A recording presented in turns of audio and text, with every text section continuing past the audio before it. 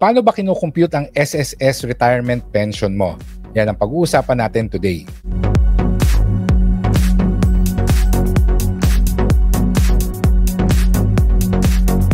Hello everyone and welcome to today's video. Ang pag-uusapan natin today ay yung SSS pension. Particularly, paano nga ba kinukompute yung retirement pension pay na matatanggap natin? More importantly, i-discuss ko din kung paano ba natin mapapataas yung matatanggap nating pension. Abangan nyo mamaya, may papakita ko sa inyong calculator na I'm very sure magiging useful sa inyo. Pero bago ang lahat, I hope ay nakasubscribe na kayo sa ating YouTube channel, youtube.com/readytoberichyt, and nakafollow na rin kayo sa ating Facebook page na facebook.com/readytoberich. And with that, let's continue. Simulan natin ang discussion by telling you ano nga ba yung mga SSS retirement benefits. This is a cash benefit, meaning pera na matatanggap natin, at ito ay binibigay sa mga members na nag-file na ng retirement. Mostly, these are people who can no longer work because of old age. Pwede tayo makatanggap ng monthly pension at ito nga yung i-discuss natin. Matatanggap mo lang yung monthly pension kapag nakapag-contribute ka ng at least 120 months or 10 years kang nagbabayad sa SSS. Kung hindi umabot sa 10 years yung pagbabayad mo sa SSS, pwede ka pa rin makatanggap ng lump sum. This is a one-time payment for members who did not complete 120 contributions, and the lump sum will be based on the total amount paid plus interest. Specifically, sino nga ba yung mga eligible for the SSS retirement pension pay? Well, a member must have paid at least 120 monthly contributions, as we said earlier, and that should have been done before the semester of retirement. And additionally, dapat ma-meet nila itong isa sa mga conditions. Option 1 is nag-file ka ng optional retirement, which means you are at least 60 years old and you are no longer working. And this applies to employed, self-employed, kahit na OFW ka or yung mga household helper. Basta nag-file ka na sa SSS na nag-retire ka na and you are at least 60 years old, then you qualify for option 1. Option 2 is the technical retirement. If you are at least 65 years old, regardless kung nagtatrabaho ka pa o hindi, you are already eligible for the SSS retirement pension. Option 3 is the reinstated retiree. For example, nag-file ka na ng retirement at 60 at tumatanggap ka na ng pension pero pinasuspend mo kasi gusto mong magtrabaho ulit. So, pumasok ka ulit as an employee, nag-contribute ka ulit sa SSS mo, and then after that, nag-file ka ulit ng retirement. And then, at that point, pwedeng mag-resume yung iyong SSS retirement pay. There are other special cases, particularly sa mga mine workers, racehorse jockeys, and those who were previously receiving disability pension. Hindi na natin masyadong i-discuss yung mga special cases because I think it's better to go to your SSS branch to ask for the details.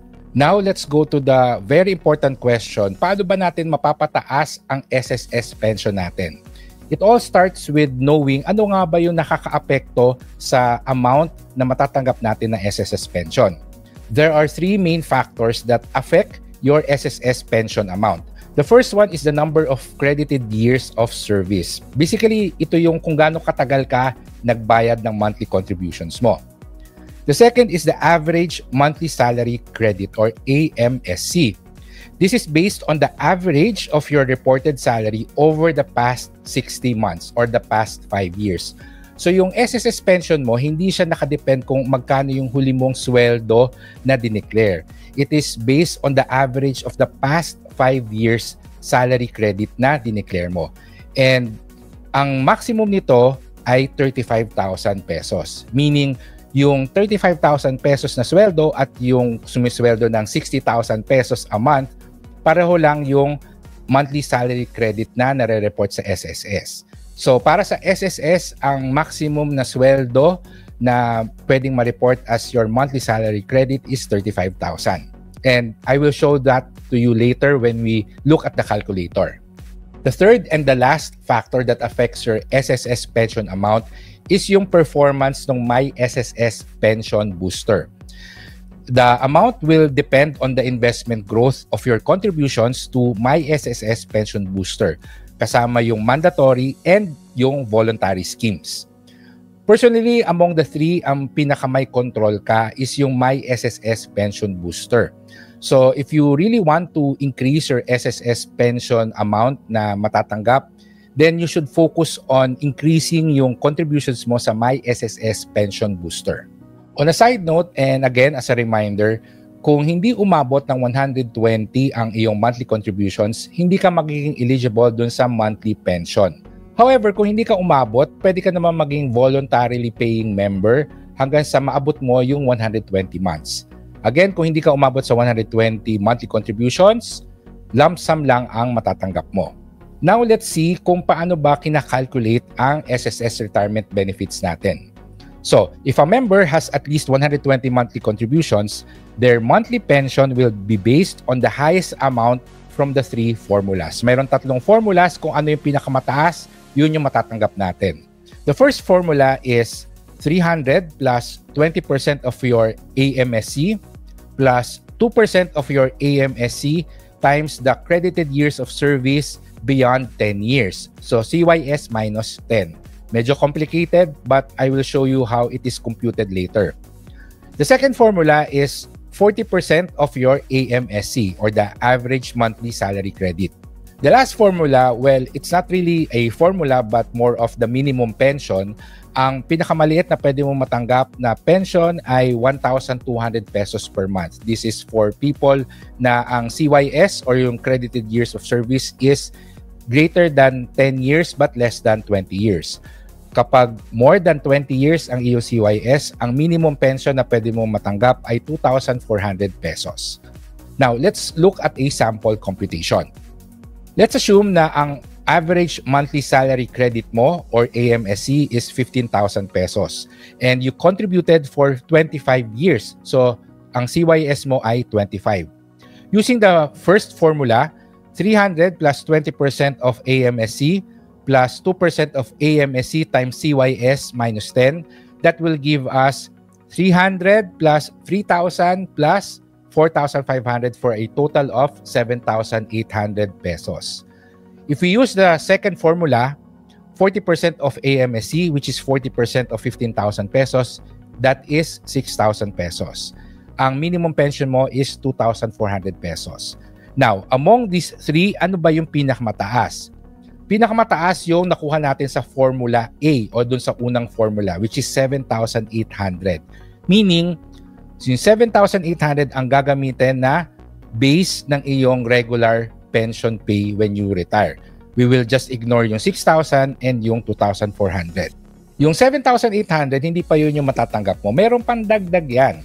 So there is an additional benefit allowance of 1,000 pesos per month and 13-month pensions under the regular SSS program. Plus, the returns from the mandatory provident fund, which is yung My SSS Pension Booster na mandatory scheme, plus the returns from the voluntary My SSS Pension Booster kung meron ka.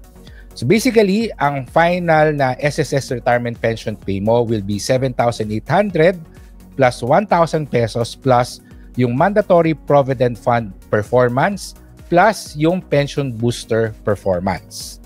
Kung gusto nyo ng madaling paraan para i-estimate ang inyong SSS pension, pwede tayong pumunta sa sss.gov.ph/pension-calculator para makita yung kanilang online calculator. At dyan tayo pupunta ngayon. So this is the online SSS pension calculator. Pag pumunta kayo dun sa binigay kong URL, dito kayo sa page na to pupunta. And then just click proceed para pumunta dito sa calculator. So tatanungin dito yung current age mo. So yung kanina sa example natin, 25 years yung kanyang CYS. So ang assumption doon ay 35 years old siya ngayon. Ang monthly salary credit niya ay 15,000 a month, ba?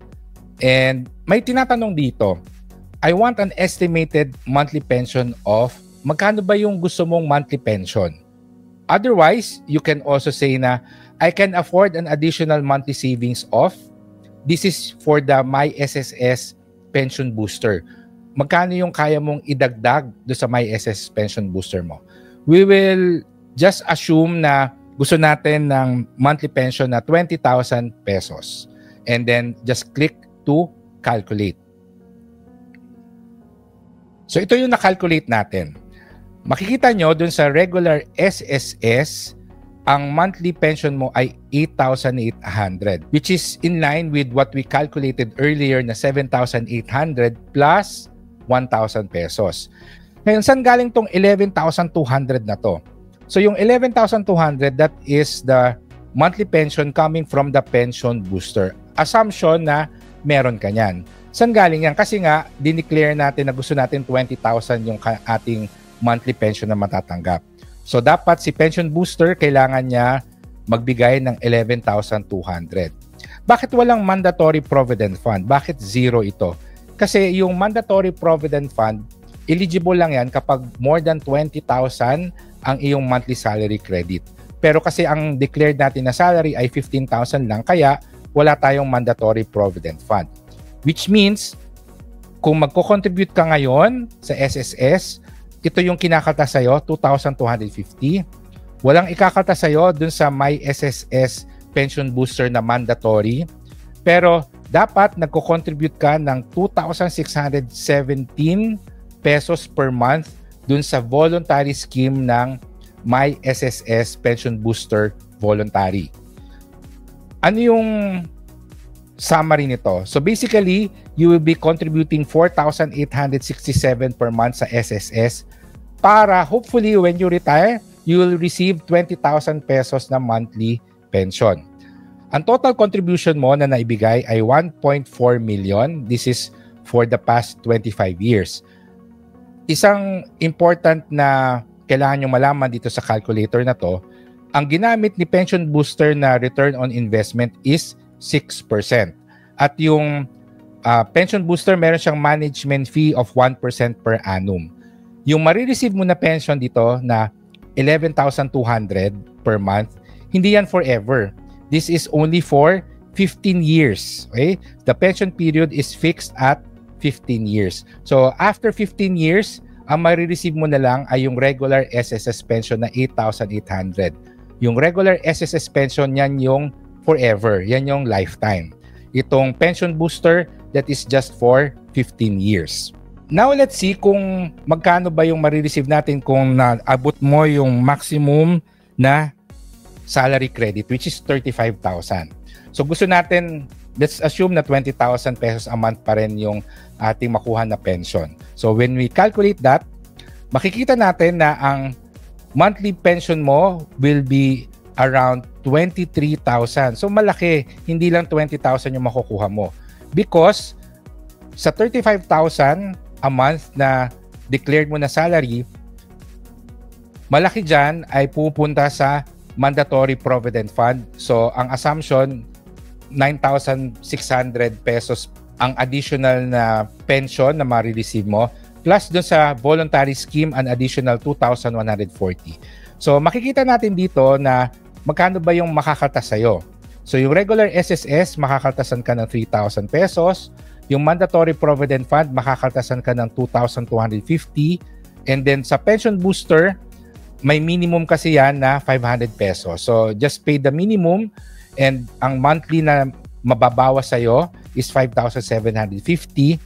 And with that, you can expect na makareceive ng 23,072 pesos per month na monthly pension.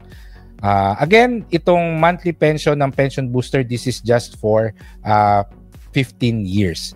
So kung mapapansin niyo, itong 35,000, kahit na gawin mong 60,000 yan, hindi magbabago yung regular SSS na pension mo. Di ba? 11,300 pa rin siya. Ang binabayaran mo, 3,000 pesos pa rin.